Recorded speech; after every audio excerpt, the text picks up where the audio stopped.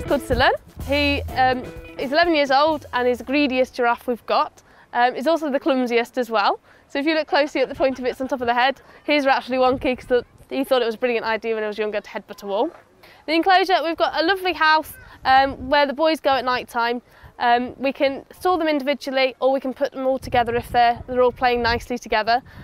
If there is a bit of conflict in the group, we can always separate them off so that they're not being hassled overnight. They can have their own bit of peace and quiet.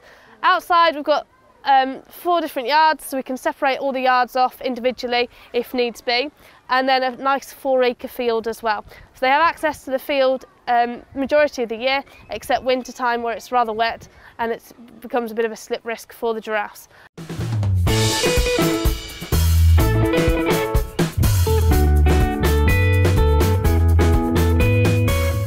Our boys are part of a European breeding programme for giraffes because slowly they are disappearing in Africa. And our commitment to the breeding programme is a bit different to some of our other breeding programmes in that we don't have any girls. However, with an animal like giraffes, you still need people to take all the surplus males. When you have breeding herded giraffes, you can only keep one adult male with females, otherwise they will fight. Giraffes are incredibly inquisitive. At times they will go over to the lovely big platform behind me and go up and visit the public. Zulu especially is ever so friendly, he's just like the BFG, so he'll always go over and love a bit of a fuss and a bit of attention.